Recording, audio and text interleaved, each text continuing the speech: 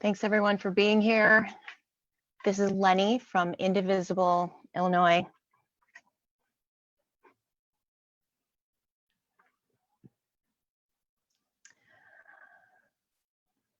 Hi everybody, thanks for being here. This is our weekly Virus-Free Voting Illinois live stream on Indivisible Illinois' Facebook page. It is great to be here again. We're going to have a fine conversation with Delmarie Cobb. I want to point out today, right now, because we're not having a presidential debate, the candidates have decided to have their own town halls. So if you're not there, and if you're here, we appreciate that you're here with us, having this great conversation with our friends. We will catch the highlights of those town halls later.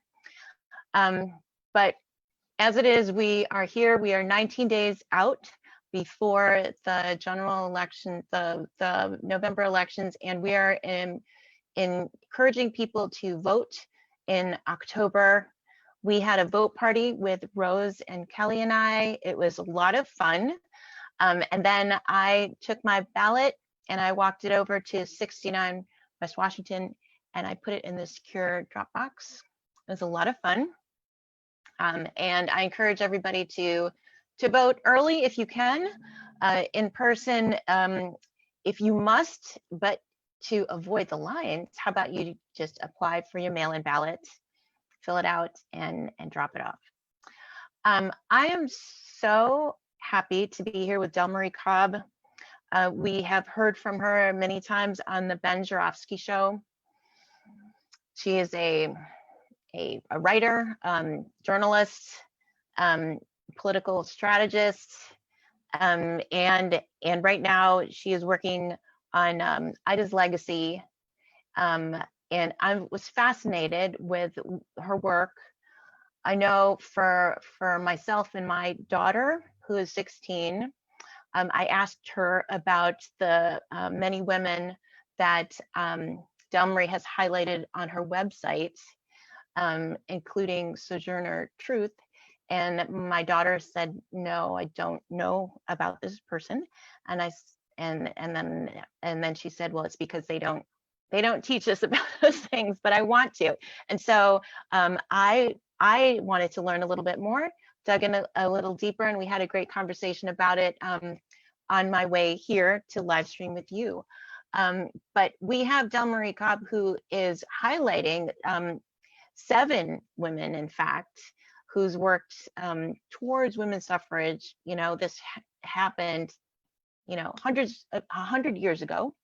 And in fact, it's fascinating. We can't wait to hear from her. I'm just going to pass the mic over to Delmarie right now, because for the next 30 minutes, I would love to have this conversation with you. And Delmarie, please put your questions into the chat if you would like to participate with us. Delmarie, if you could just take the mic and just please let us know how you're doing today, and what you're up to. And you're on mute. Delmarie, you're on mute.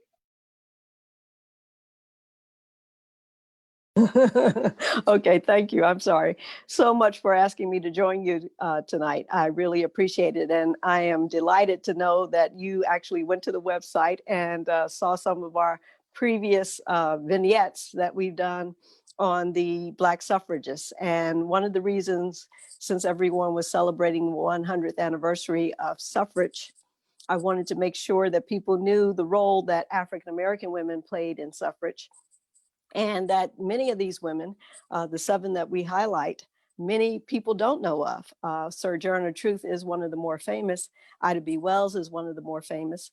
But there were all these other women, and we only picked 7. There were more we could have chosen. And what's so fascinating about it is that these women were just not even a generation removed from slavery, yet they were already talking about women's rights and equal rights and civil rights. So the women's movement and civil rights were always entwined when it came to Black women. It was a dual fight at all times. And unfortunately, they had to fight white women and in the fight to make sure that there was gender and racial equality. And so I'm one of the things that I started was the Ida B. Wells Legacy Committee in 2017, following the 2016 presidential election. And one of the reasons why I started it is a political action committee that focuses on progressive, and I say progressive, emphasize that because many of the white women's groups emphasize pro-choice. And to me, progressive is as important as pro-choice. So we support progressive African-American women candidates. And we're the first PAC in the state of Illinois to be formed that focuses on African-American women candidates. So I did it because after 2016 and looking at buyer's remorse and all the white women forming marches and PACs and everything else because Donald Trump won, I decided, wait a minute, 94% of African-American women voted for Hillary. And we're getting lost in the conversation. And so I thought this was a way to elevate African-American women. And so you see, it's a long struggle, and I'll give you a little presentation on it. But as an African-American political consultant, and I've been doing that for the last 30 years, I know the fight. I've had Black candidates, white candidates, women, men, and it's an ongoing battle. And as a progressive, it's really an ongoing battle. And you all certainly know that. That we're always on more on the losing end than we are on the winning end. But part of politics is that it's an active sport, and you can never sit down on the bench. You got to always be on the field. And I've been on the field for a long, long time, and I imagine I'm going to be on the field for a lot longer. So I'll start my presentation. For their part, Black suffragists came to the suffrage movement from a different perspective. Their movement grew out of the broader struggle for basic human and civil rights during the Jim Crow era. But while many 19th century women's rights advocates got their political start in the anti-slavery movement, not all were keen on seeing Black men leapfrog women for voting rights with the 15th Amendment. Viewing the issues competitively, some leading white suffragists aggressively sidelined Black women and their broader civil rights issues like segregation and racial violence from the movement. One strategy, using their platform to perpetuate stereotypes that Black women were uneducated or promiscuous. Even after the 19th Amendment passed, promising that the right to vote would not be denied or abridged by the United States or by any state on account of sex, women of color continue to be barred from casting ballots in many states with tactics like poll taxes and literacy tests. Suffrage battles continued for decades, often against a backdrop of intimidation and violence. Yet mid-century activists like Fannie Lou Hamer fought on, knowing the vote was a crucial tool for changing oppressive laws and dismantling entrenched racism. Many Black women came to fear that white women would devise something akin to an exclusionary grandmother's clause to keep Black women from voting once they won the vote. Some scholars argue, however, that in fact, these racist attitudes provided additional impetus for Black women suffragists. Pushed out of the mainstream suffrage movement by white leaders, Black suffragists through the 1800s founded their own clubs in cities across the US, along with church-based organizing. The club movement was the foundation for so much activism by Black women in their communities. With the creation of the National Association of Colored Women in 1896, suffragists Mary Church Terrell and co-founder Josephine St. Pierre Ruffin became instrumental in consolidating Black suffrage groups across the country. Their agenda went beyond women's enfranchisement addressing issues of job training, equal pay, educational opportunity, and childcare for African Americans. In 1913, Ida B. Wells created the Alpha Suffrage Club, a women-focused political group. The Alpha Suffrage Club of Chicago was formed ahead of the planned Women's Suffrage Parade in Washington, D.C. It's reported the membership grew from hundreds to thousands in less than 10 years. Wells and her peers never stopped dealing with racism from the larger suffrage movement. When she and other Black suffragists tried to join the National Suffrage March in Washington, D.C. in 1913, movement leader Alice Paul instructed them to walk at the back end of the crowd. Wells refused. Either I go with you or not at all, she told organizers. I am not taking the stand because I personally wish for recognition. I am doing it for the future of my whole race. African-American suffragists dealt with the political concerns that white suffragists needed the support of Southern legislators, both on the state and federal levels. Consequently, the view of women's suffrage was narrowed, focusing primarily on white women. Wells, who was best known for her investigative journalism exposing government-sanctioned lynching for African-American men throughout the South, did not see civil rights and women's rights as separate, but equal. Consequently, Wells often found herself at odds with white women who resented passage of the 15th Amendment in 1869, giving Black men the right to vote before women. Susan B. Anthony once said, I will cut off this right arm of mine before I will ever work or demand the ballot for the Negro and not the woman. Not one to hide her true feelings, Wells drew the ire of her fellow suffragists when in a speech she asked how influential white women could continue to turn a blind eye to the white mobs who threatened Black lives. When it came to the cause of women's suffrage, many Black women believed it would not be achieved unless Black and white women worked together. The Black women, however, weren't willing to be silent partners, and some had no problem calling the white suffrage leaders out on their racism. One of the most famous confrontations came when Frances Ellen Watkins Harper spoke at the 1866 National Women's Rights Convention. Quote, she said, "You white women speak here of rights, I speak of wrongs."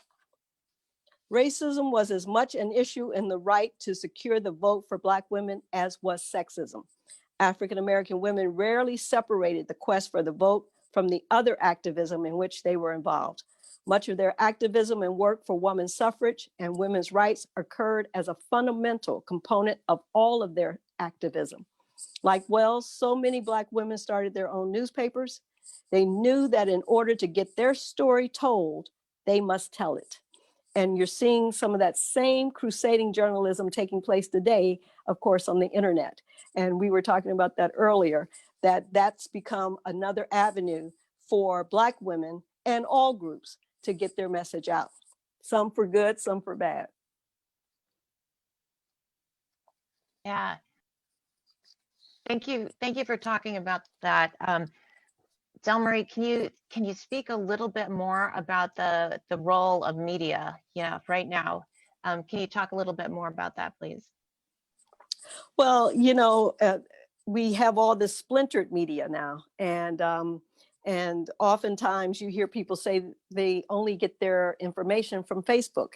And as a journalist, as a former television reporter, I'm aghast when I hear that, because I don't say that you get it from any one source. I think you have to get it from multiple sources and then make up your own mind what's valid and what isn't valid.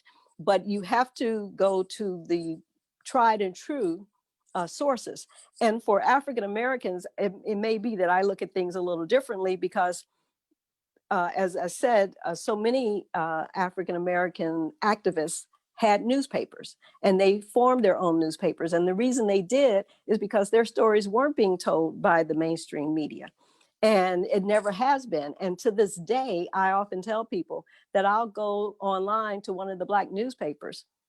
And every time I go online, I'll read something in that periodical that I've not seen anywhere else about something somebody Black is doing that's of value, but we haven't heard about it because it's not a value in the mainstream media. So we have always fought with that dichotomy where we've had to, it was a balancing act.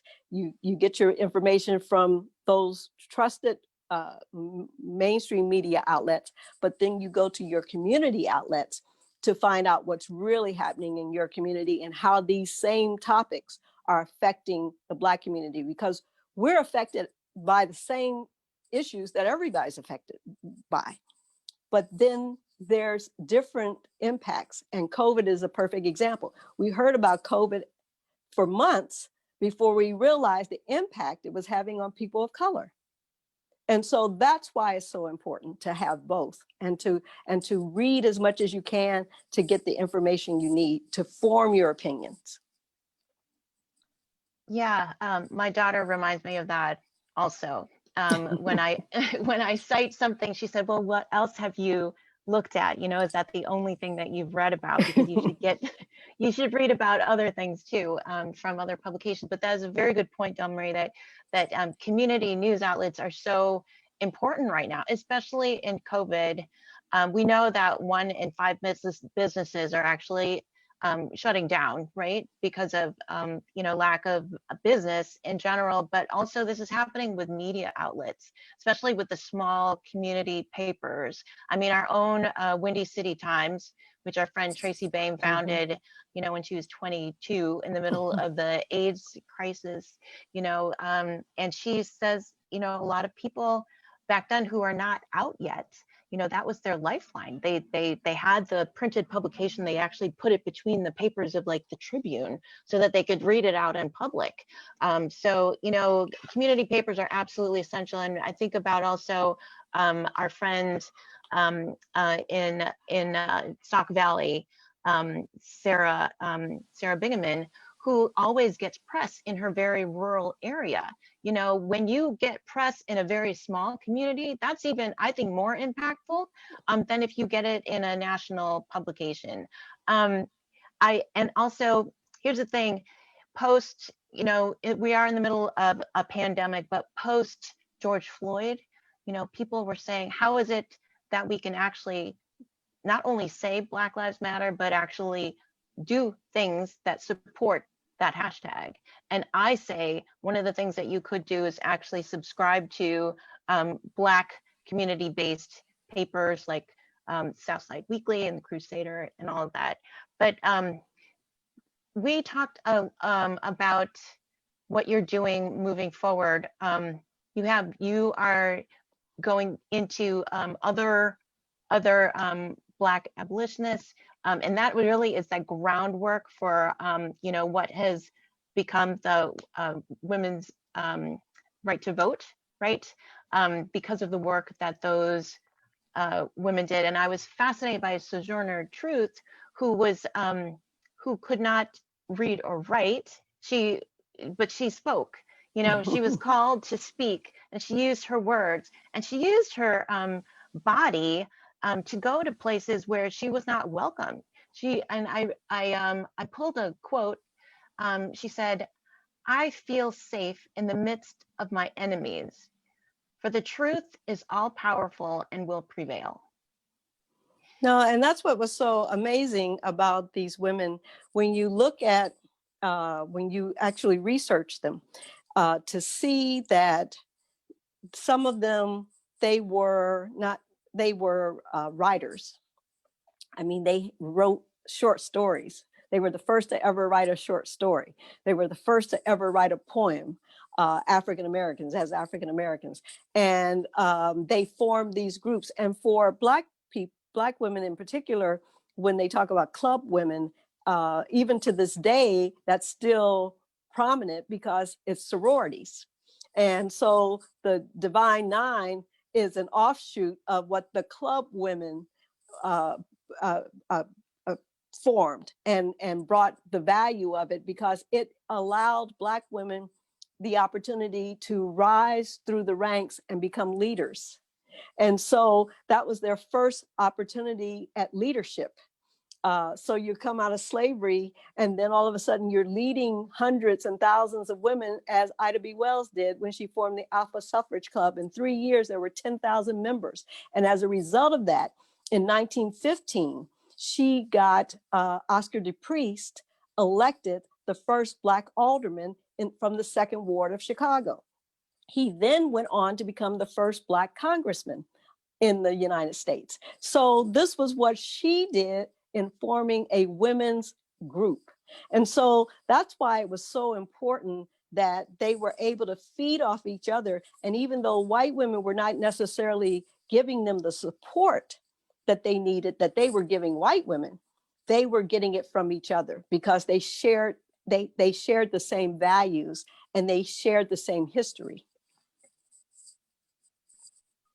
I was listening. I can't remember which one it was, but the words are just, if you listen to their speeches, the words could be so true to what's happening today.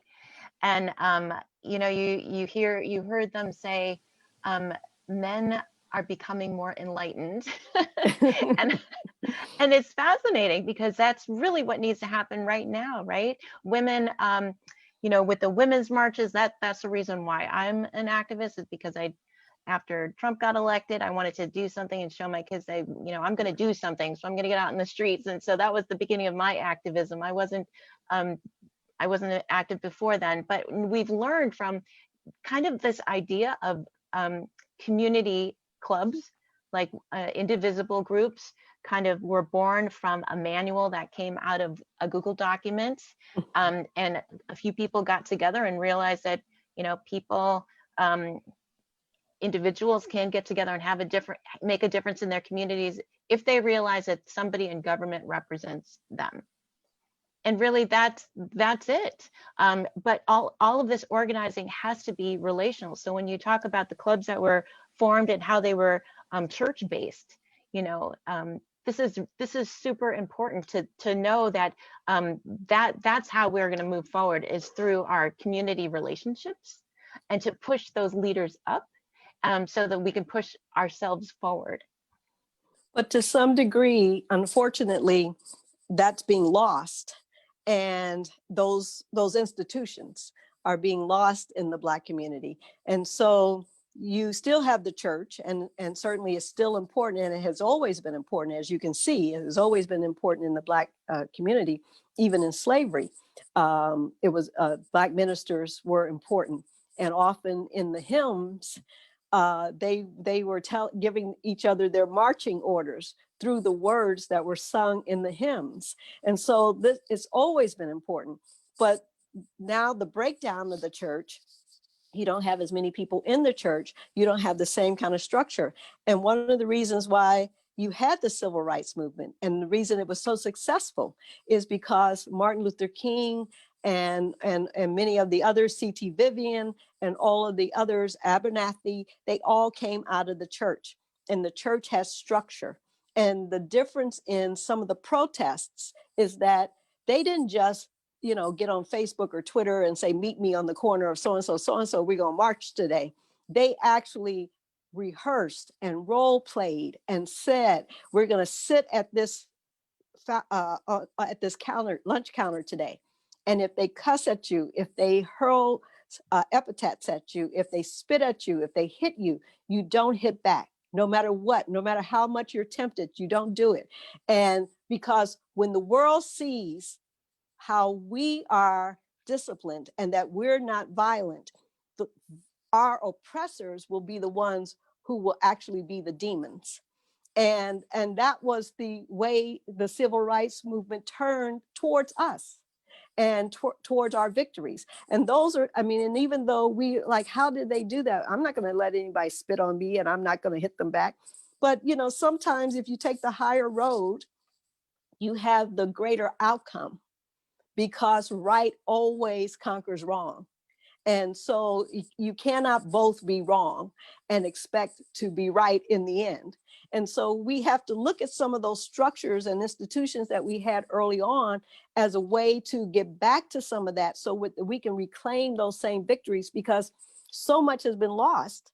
We had those victories and then we set back Okay, we got this. We got a Black president. Okay, we can sit back. We got this. No, is what we were saying at the beginning. You have to be on the field. You're fighting. You're going to be fighting till you die. And you just have to make up your mind. That's what you're going to do. Because if you think you're going to sit back and enjoy the fruits of your labor, it's not going to happen. Because the moment you relax, the enemy gains ground. And so you can never relax. Absolutely. One thing that we have come to realize is that there is a finite period of time that we have to work with, right? And we have a finite amount of energy, right? In person and online. And, you know, we are working very hard to manage that.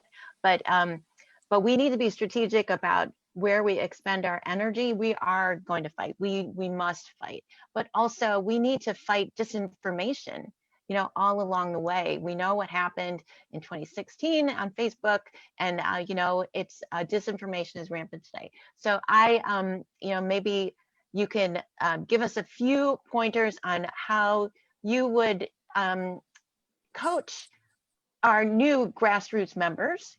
You know, Thanksgiving is coming up. Maybe somebody on the call who's with us today, you know, you could put into the chat some things that you're expecting to have to deal with those hard conversations. But that's really it. We need to be able to empower ourselves to use our voices in a way that is productive, right? And also leaves the door open for further conversations with those who really want to have a conversation. I'm not talking about the trolls. I'm not talking about those who have already made up their minds about, you know, who they, you know, want to worship. I'm talking about people who really, who need guidance. Right now, we need leadership, and we need community to stand up and say, you know, this is how we speak to each other. I think that is the only way that we have to move forward. So if you could just address that a little bit, that would be great. Well, I think that the fight has to be intergenerational. And, you know, those of us who've been out here a long time, we've been there, done that to some degree, and we have a lot of knowledge to impart. And I know when I first started, when I first decided to be a reporter, I went to older reporters, because there were no Black reporters in my family. And so where was I going to go get the information? So when I got to NBC, I went and talked to every Black reporter who had been there and been out here. And our story was different. I remember Warner Saunders coming up to me at one point saying to me, "Tell me how you did it." And I'm like, how I did what? I'm trying to figure out what is he talking about. But what he was talking about is I had just gotten hired at the CBS station in South Bend, Indiana as a reporter. And he wanted to know, how did I do that? Because so many young people would come to him and say, how do I become a reporter? But for him, that's not how he did it. That was not the path he took. He took the path of the white media needed Black people. And so they started looking everywhere for Black people, everywhere they could find them. And they trained them and put them on the air. Well, that's not going to happen nowadays. Now there's a different path. And so those of us who have been there, let us share our stories with you. We want to share our stories with you so that you don't have to recreate the wheel.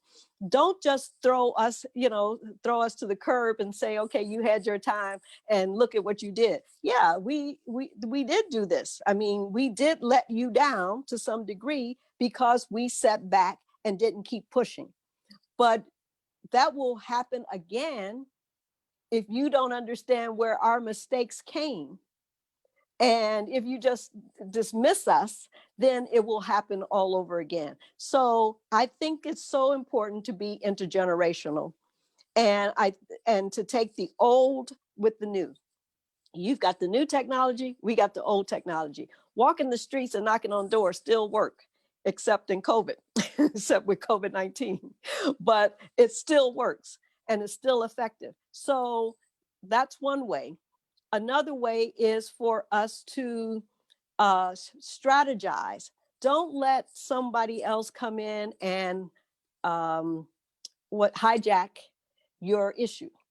For instance, and this is my personal feeling, and I don't know how many other people feel this way, but as an African American, when I see people walking through a restaurant demanding that somebody white who's eating give me the Black Power sign and say Black Lives Matter, I could care less about that. That does nothing for me one way or the other. What I care about is the elimination of structural racism.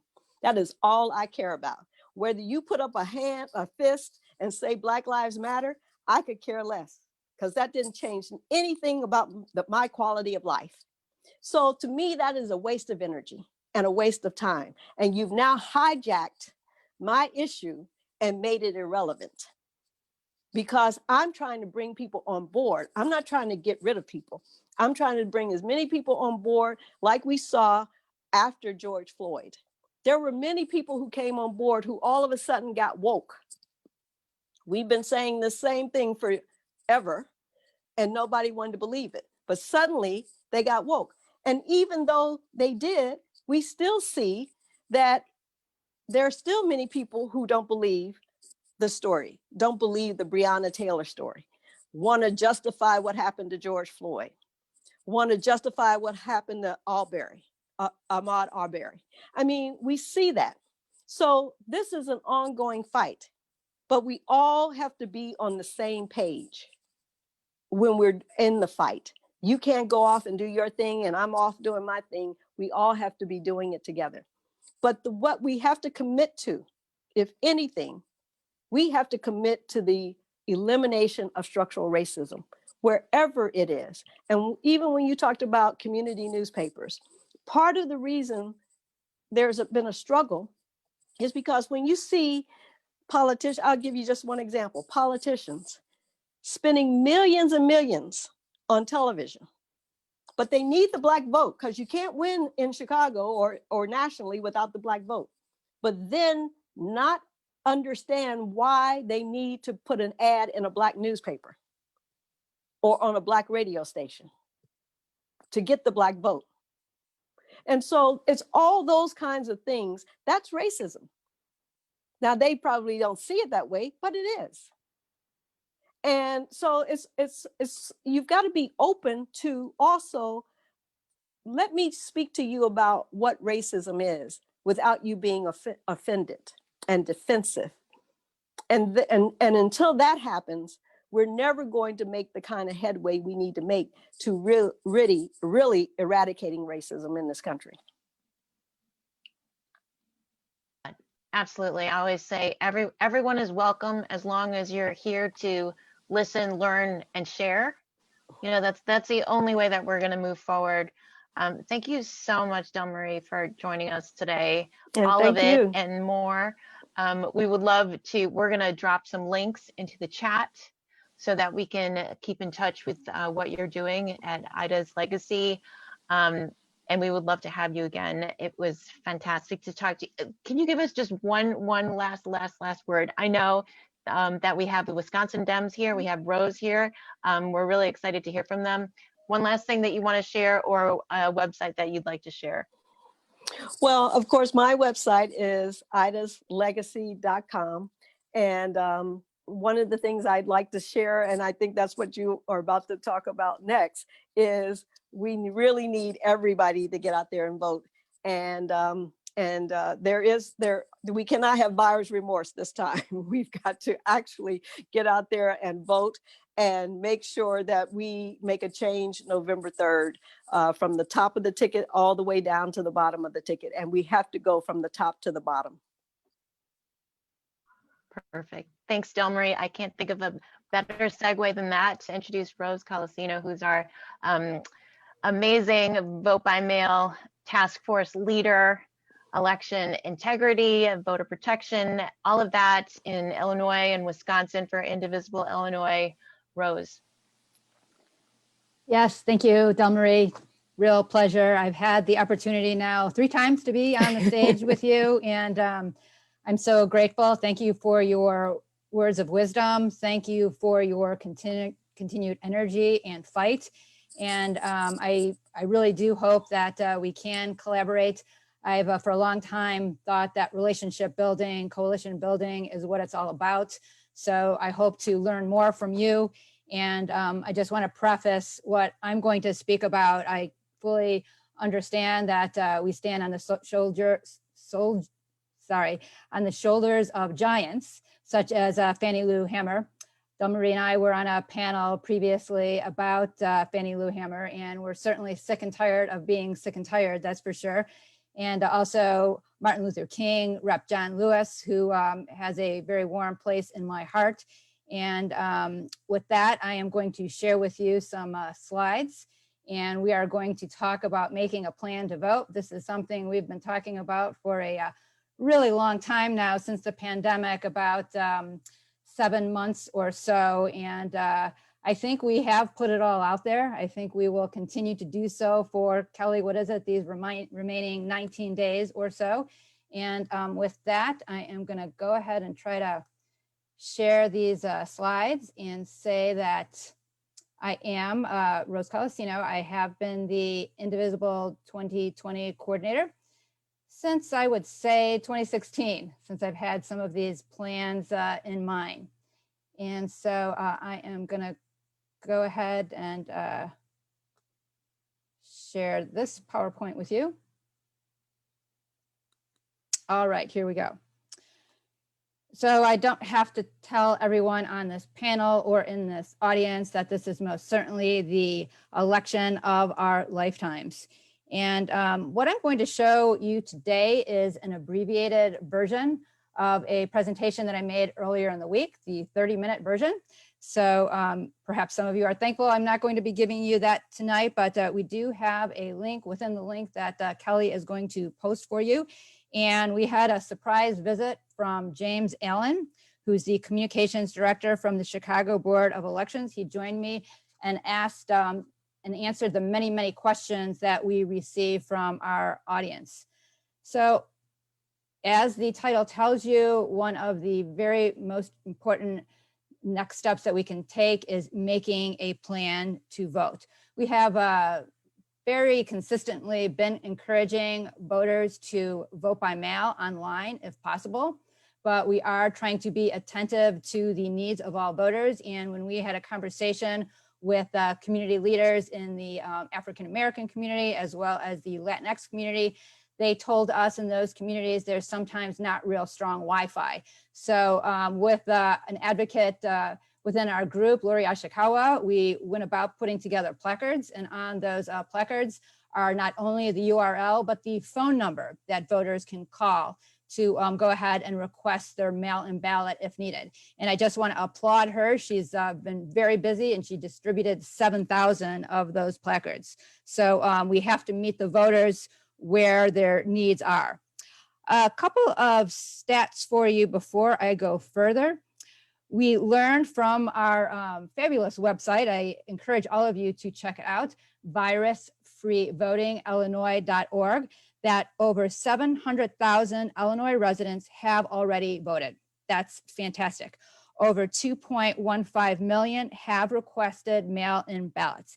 And as encouraged as I am by that, I do know that there are 8 million registered voters, so we most definitely have a way to go in this time remaining. And I just want to call out that, yes, as I mentioned, we have been promoting mail-in ballots, and we will continue to do so. We do feel that you can vote by mail safely and securely. We do know most definitely that there's a lot of disinformation out there, but we are going to choose to listen to the experts, the election authorities, as well as the voting rights organizations who are telling us that mail-in voting is safe. So we are going to continue doing so, promoting mail-in ballots until about October the 20th, because with the mail and secure drop boxes, we feel after that time, it would make really good sense to pivot and really encourage people to vote early. I understand, despite whatever I might say, there are people that might wait until November the 3rd, but I am hoping that as many people as possible vote by mail and, if need be, early vote. So what we have here is a graphical depiction of what all of our options are. So you will see, number one, you have the option to vote by mail. And it is my opinion, and also what the authorities are telling us, that it is still safe to vote by mail at this point. We most definitely don't want to wait until October the 29th. I sometimes hesitate to even tell you that date because that's the last time you can request your mail-in ballot, but please do it now. Please do it as soon as possible if you haven't already. If you are feeling some concern about the USPS, there are something new with the new law that was signed by Governor Pritzker. You can use secure drop boxes. So you see a nice, easy visual display of how that can be done. And also, of course, you can vote in person if that's what you want to do. I'm going to give you a couple more stats. I think these are the last of my stats. This is according to Matt Dietrich, who is the spokesperson for the Illinois State Board of Election. He told us that on election day, usually we see about 70% of the voters voting. What we're going to see this year, because of mail-in ballots and also early voting, is about 50%. I personally would love to see a number even lower than that. What we've done here is try to put a one chart description of what we would strongly suggest that you need to do. So first of all, if you haven't registered to vote, please do. We do have until Sunday, October the 18th to do so online. After that, you can go to the polling place and register same day that you vote up until November the 3rd. So we have a handy dandy URL there for you to use. And I've done it. I suggest, even if you can swear up and down that you're registered, to go ahead and double check, because we don't want to have any challenges, any issues whatsoever. So to go ahead and request your application for vote by mail, I'm going to say it once more. We have the virusfreevotingillinois.org website that have been put together by volunteers that have done a tremendous job in putting the site together. It has gotten accolades from the experts, I have to say. And we are not recreating the wheel here. You will have link no matter where you are in Illinois. We have all 108 jurisdictions. So go ahead, link in and request your mail-in ballot this evening, and also have all your other questions answered. We have information about becoming a poll worker. We have FAQs, and additional information is added constantly. Do try to return that ballot once you fill it out carefully, by the way, and also make sure that that ballot is carefully sealed. Make sure that you sign it, and do try to get it into the mail or in a secure drop box as soon as possible. Of course, you have the option, once again, of voting early, and then we do have November the 3rd, but I am hoping we do avoid some of the lines that we've been seeing in the news. What we have here is another handy chart. This will help you get all your thoughts together and decide what time you're going to go to the polls, where you're going to go to the polls. Also prepare yourself for what's on the ballot. A lot of you know, those of you, especially I think, that vote in Chicago, that we have to vote for a lot of judges. So there's a lot of really, really good sources out there. If you take a look at our website, you'll see many sources, Ballotpedia, Girl, League of Women Voters. So you can receive a lot of help if you want it. It's all there for you, and our website points you to it. I'm going to call out a couple of more dates because I don't want anybody to forget any of this. So October the 18th, again, is the last day to register to vote online. And what's missing from this chart, I apologize, is that on October the 14th, that was the date that in Chicago, the expanded early voting sites were open, about 50 of them. And the 19th, what you see on our chart is the date for suburban Cook County. Although there were earlier dates, the 14th, which is what, yesterday, time's flying, that's Chicago and suburban Cook. The 19th is on this coming Monday. I want to point out one more thing on this chart, that November the 3rd is the last day to vote by, the last day that vote by mail ballots can be postmarked. You will note perhaps that your polling location has changed, and I don't know if you can see my cursor here, but there is a URL in the upper left-hand corner. So you can take a look at that URL, and you can make sure your polling place is where you think it is. because of COVID-19, what the officials have had to do is look for larger spaces.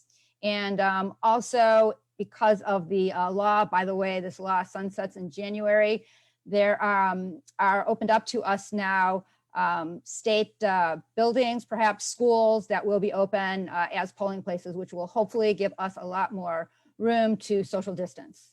So please, please, please do check that your polling place is where you think it was last time, and find out if there have been any changes. So I want to call to everybody's attention. I'm sure that you've seen some of the commercials.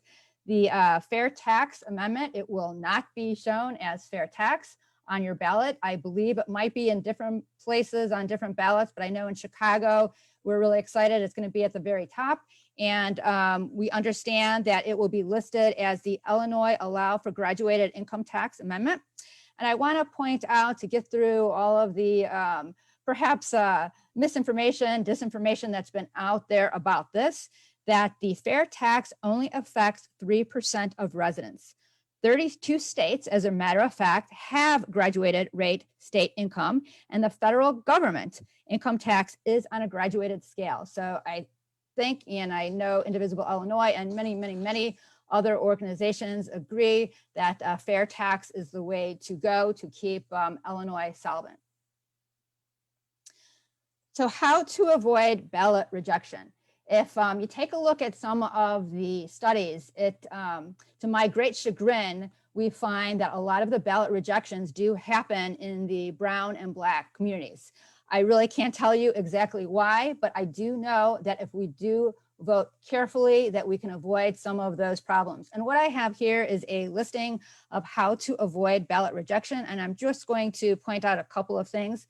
Follow the instructions carefully. I have been a voter myself for a really long time.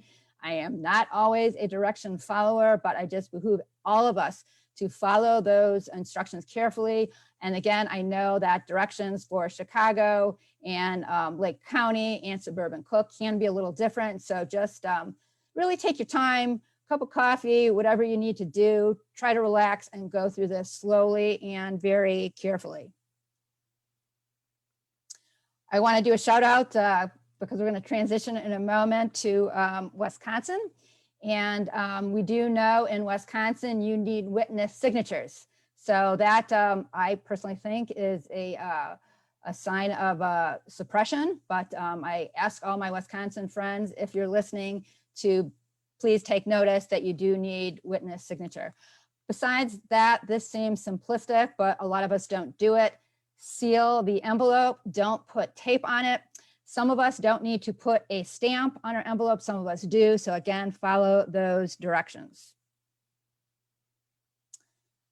So the last thing I want to say, and this is what was requested of us way back when we started down the huge promotion for mail-in ballots, tell your friends, use social media. That's what we've been doing. We have regular Twitter storms. I think according to the number of impressions we've made about 13 million impressions. We've been having Twitter storms since May. I hope we're helping. So I encourage everybody here, tell your friends, tell your neighbors, tell your relatives, get out the vote, because it's only when all of our voices are heard that we can make the change that we so desperately need. So I'm going to stop my share there. It doesn't seem like my camera wants to go back on me, so that might be a sign.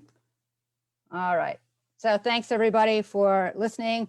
I want to now pivot and introduce my friends, Luis and Heba. I am going to go ahead and start with Heba with a short introduction for her. So we are lucky to have you here, Heba. Thanks for coming. Heba is currently the Distributed Organizing Director for the Democratic Party of Wisconsin. She has been instrumental in leading out-of-state volunteers who want to get engaged in the critically important battleground state of Wisconsin. Her past experience includes working at the Arab American Institute. Heba was a candidate for the Green Bay City Council, and she also worked at AmeriCorps, providing support to alleviate and eradicate conditions of poverty. Heba, I turn it over to you. Thank you so much, Rose. And hi, everyone. Thank you for welcoming me as we have been for the last several weeks. It's hard to believe there are only a few of these left. We should just continue anyway after November 3rd, just for the heck of it. But hello, everyone. My name is Hiba Mohammed. I'm the Digital Organizing Director for the Wisconsin Coordinated Campaign. Really excited to talk to you tonight, but I'm going to keep it short and sweet. I think we all know what's at stake here. We have 3 weekends left before Election Day. Every single one of these weekends is going to be a get out the vote effort for us. Early in-person voting starts in Wisconsin on Tuesday, this upcoming Tuesday, the 20th, which is also Kamala Harris's birthday. So I don't know about you, but if you haven't voted yet, or if you're not planning to vote by mail in Wisconsin, seems like a great way to celebrate a great candidate on our ballot. So we will be preparing for that. And I know my colleague Luis will be able to speak more to the voter protection efforts, which are really going to be instrumental as we get ready for this time period. My work revolves primarily around phone banking. So if you haven't made calls with us yet, it is super easy. You're going to have a great community, and I really encourage you to join us. We will be sharing a link to sign up for this weekend and subsequent weekends. We also do calls during the week, but I just urge you that if there's something that you want to do, if you feel like you're not doing enough, if you haven't given phone banking a try yet, please do. This is the most effective way that we're communicating with voters right now. And we just can't wait any longer to have these conversations. So we have a lot of work ahead of us, but I know with all of our combined efforts, we will be able to cross that finish line. And looking forward to welcoming more people to our phone banks in these last 19 days. So like I said, short and sweet, but looking forward to working with you all. Thank you. Heba, thanks so much. I want to riff on a point that you just made. It has been somewhat of a challenge to encourage folks to phone bank. I personally, I'm a little bit of an introvert, I'll admit, and I really prefer to canvass. Strange, but I felt okay. Sorry about the phone in the background. I felt okay knocking on strangers' doors by myself. I don't understand it. But I do now understand, and we have pivoted to phone banks, a lot of us. But can you explain how perhaps whatever might work statistically, why it makes so much sense to phone bank at this point in time? Yeah, so I think just in general, even outside of a pandemic, all of the things that we do to contact voters are complementary on each other. So canvassing is certainly, I think, is the top traditional outreach method. Relational organizing, that is talking to our friends and family to get them to turn out, is actually the most effective thing that we can do. So if you're interested in that, you can download the Vote Joe app. You can do that easily by going to the App Store or by texting app, APP, to 30330. That is actually the most effective outreach method in any election, regardless of pandemics. But knowing that we can't knock on doors, which is a traditional outreach method, we need to be making phone calls. There are voters that even if we could knock on doors, we just wouldn't reach, right? Like they are too far in certain communities and not as accessible. And so phone calls have always been a great complementary tool to making sure we're reaching as many people as possible. Of course, we're also texting, and we've had folks send postcards and do a number of different things. We're doing online organizing as well. But to have that really nuanced conversation, like you were saying, Rose, in Wisconsin, we need to have witnesses. To have that nuanced conversation and to make sure somebody is actually understanding what needs to happen, we need to be on the phone with them. We need to make sure that we can have that back and forth and clarify things.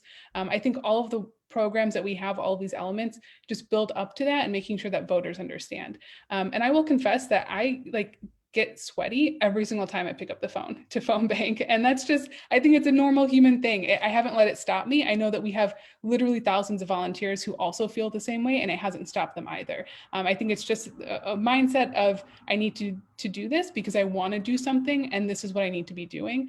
And so that's what I would encourage folks to consider is, if you feel nervous, that shouldn't be an obstacle to getting involved. I think it should be encouragement and motivation to try to overcome that. And like I said, we have so many wonderful volunteers, particularly in our workspace, that have built this community to make sure that people feel supported. And my last pitch here is, my favorite anecdote is the other day we had somebody, one of our volunteers new in our Slack channel, who said, my first call, it was somebody who yelled at me. And before any of our staff could even get to them to respond, literally dozens of volunteers jumped onto the thread and said, listen, we had similar experiences, but we've had good calls and it will get better. And this is what we're doing. And if you need one more thing to motivate you, we're getting to the time period where we're just calling Democrats. These are people who, they might still be annoyed, right? Because we've called them a lot of times, but it's to the point where we're going to keep calling you until you return your ballot. So like, that's the line that we can say to people is we need you to return it. We need you to do these things to get it there successfully, and then we'll stop calling you. And so, it's just also a different vibe at this point, which I think is, just an easier time on the phones. So I hope that folks will give it a shot. Yeah, really well said, Heba. I have to say, this doesn't work for everybody, but I'm Italian, so I guilt myself into doing things sometimes. And I just think about so many who have sacrificed so much. So this personally is the least that I could do. So I am going to go ahead now and change gears and introduce you to a new friend, Luis. And I have to say, I have been working both ends of the bargain here. I have been bridge building and getting out the vote. I know how critically important that is, but another one of my titles is election security and voters' rights. It's a mouthful, that's why I don't always use it. And I've always been concerned about election security. And I early on started working with the Wisconsin voter protection team. I was lucky to meet David Kronig when he was first hired. I believe that he was hired by Fair Fight. So it was really exciting to me, and just to see him build the team, to include Ellen and JP and now many others, as well as Luis.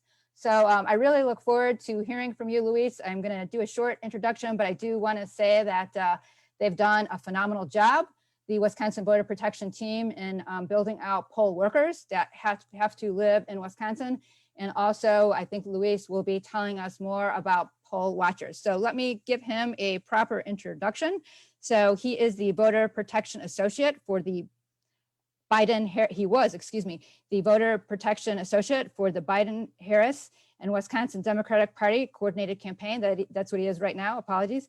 Prior to joining the campaign, Luis worked as a staff attorney and policy manager at nonprofits focused on tobacco control and gun violence. And also, Luis worked on criminal justice reform and addressing the opioid epidemic in the Obama administration, and was an organizer in Iowa for Obama's 2012 re-election campaign. Luis, we look forward to hearing from you. Thank you, Rose. Amazing introductions, as you always do. When Heba mentioned getting nervous, her palms sweaty, making phone calls, for me, it's having to be in front of a camera or any sort of public speaking engagement. So I might not be like the best person to go in front of you right now to be making pitches because my hands are a little bit sweaty. But we do what we need to do in order to obviously win this election and get Trump out of office. But thank you so much. I wanted to also mention that I'm a fellow Chicagoan and living in Chicago right now. In regards to our voter protection efforts, it's been so amazing to see all the enthusiasm that we really have had from volunteers across the country. We do our own phone banking as well, and we have volunteers from all across the country, so many different states, even as far as Washington, and people that are making plans to fly into Wisconsin, even from Oregon and Washington, D.C. And so to their credit, thank you so much, obviously, for making those sorts of efforts to fly into Wisconsin. Relatedly, in Chicago, we've had lots of enthusiasm also from Chicagoans and from people in Illinois. I think I mentioned last week that we looked at our numbers and our data, and almost half, I think it was about 40% of the people that have signed up to be poll observers or poll watchers have come from Illinois. So clearly there's just been a lot of enthusiasm, and I want to just make the pitch that we still need more help.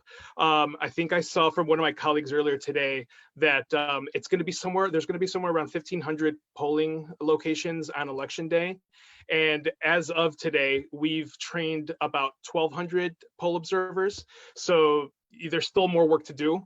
And so that's what I'm here to make the pitch on is we still need some people to help us by signing up to be poll observers. Anyone that can come in from Chicago, there's still a need in Kenosha, Racine, Milwaukee, or even some of the people that live closer to the border. If you can go up to Rock County, the Madison area, Dane County, those sorts of areas, Beloit, there's still a need there. Or even for people that are willing to drive further up north, there's still a great need. We were recruiting and training poll workers as well, but that part of the campaign has now ended, and it sounds like it was an overwhelming success too. Most of the state has enough. They have enough poll workers. We were working on connecting people with the local municipal clerks, and you have to be a Wisconsin resident to be a poll worker. So that phase has now ended, but we're still focused on poll observers. The other thing that I'll mention about poll observing is that we also really need people for the early voting period. So I know that everyone probably saw yesterday on the news the huge lines in Georgia and Texas, and on the first day of early vote, we're expecting the same thing to happen in Wisconsin. Also, October 20th is our first day of early voting. We expect the first few days to just have huge lines, and so we still need people to help as poll observers, even in the first few days and really throughout the whole period of October 20th through November 1st. So if anyone, even if you're from Chicago and you can come up and give us 3, 4, 5 hours, we have shifts that like are as low as 3, 4, 5 hours. If you can make the drive up to like help us out on a half day, that would be greatly appreciated, of course, and I think would be super, super helpful. As we know, a lot of the messaging that's out there from the Trump campaign, from Donald Trump himself, they're trying to obviously suppress the vote and intimidate voters, prevent them from showing up at polling locations to vote. So we need the eyes and ears, and that's really what you do as a poll observer, is you're just going to be our eyes and ears, and you're going to be reporting back to someone like me. We have people in a boiler room setting, and those people are going to have communication with local law enforcement, political people that are in local government and in state government in the state of Wisconsin, to be able to escalate things as the response is needed.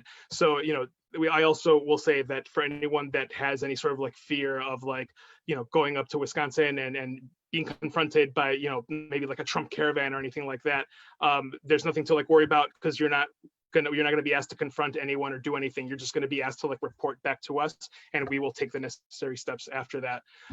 The other thing that I'll say too, I know that the COVID situation is actually getting worse, everywhere in the country, not just Wisconsin, but anyone that is in Chicago, there is a 14-day self-quarantine mandate for residents of the city of Chicago. If they go into Wisconsin, if they're there for even a period less than 24 hours, once they return to Chicago, they have to self-quarantine for 2 weeks. That only applies to Chicago. Even within Cook County, I think the Cook County Department of Public Health has guidance that specifically states that if you spend more than 24 hours in Wisconsin, they recommend that you do a 2-week quarantine. But nowhere else in Illinois are they having any sort of like requirement like that, the way that they do in Chicago. So, up to you, we are going to be able to provide PPE, including N95 masks. The polling locations are mainly going to be indoors, but they're going to have social distancing, mask wearing, sanitizer. So everything will be there to keep you in a safe an environment as possible.